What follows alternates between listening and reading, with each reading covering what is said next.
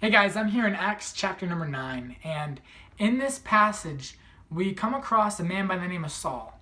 And if you read a couple of chapters previous to this, we see this man is a Pharisee of the Pharisees. He is completely sold out for the Jewish religion, and it was a self-righteous religion. It was a religion based on your own works, on your own merit, and that's this man.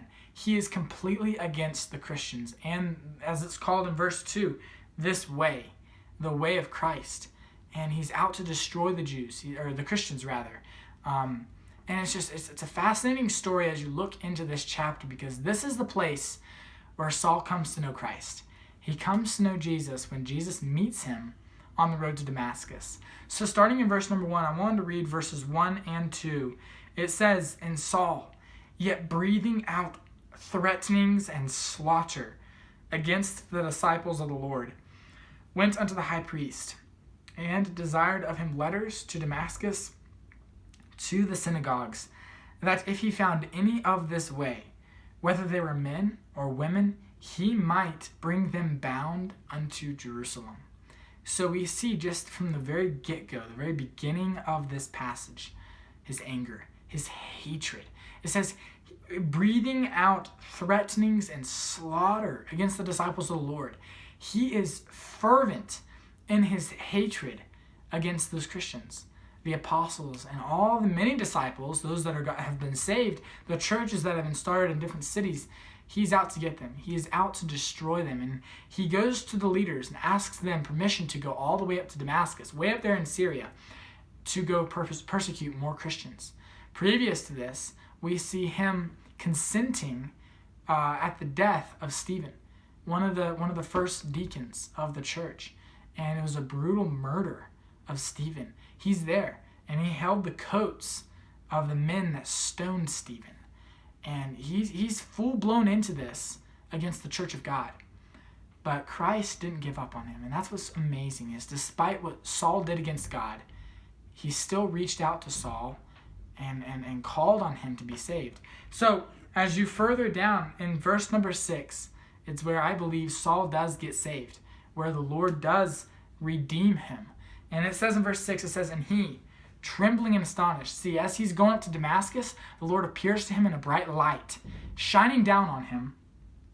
And he says he's trembling and astonished, said, "Lord, what wilt thou have me to do?" He first asks, who art thou, Lord? And he said, "I am Jesus whom thou persecuted." He knows who it is. And then he surrenders. He says, "Lord, what wilt thou have me to do?" And it says later in verse 6, it says, "And the Lord said unto him, Arise, and go into the city, and it shall be told thee what thou must do." And he does. He gets up. He's blind. The men lead him into Damascus. As he gets there, though, he's there. He doesn't eat or drink for 3 days. And he sits there in Damascus. God calls another man, another Christian named Ananias, to come in, lay his hands on him. He receives his sight. Straightway he goes and he's baptized. And it's amazing when we come to verse 19. Because verse 19, it's baffling to think about when you see the life of Saul previously. It says in verse 19, "And when he had received meat, he was strengthened," right after he was baptized. "Then was Saul certain days with the disciples which were at Damascus." What does it say in verse 2? It says, verse 1. It says, breathing out threatenings and slaughter against the disciples of the Lord. He's had a change in his heart and life. God has changed him. And that's what brings us to verse 20. This is what is very fascinating and very encouraging to me. It says, "And straightway," right after he was with the disciples certain days, it says, "And straightway he preached Christ in the synagogues, that he is the Son of God." That's exactly where he was going. In verse 2, "And desired of him letters to Damascus, to the synagogues, that if he found any of this way, he might bring them bound unto Jerusalem." And now we see he goes to the synagogues and preaches Christ, that he is the Son of God.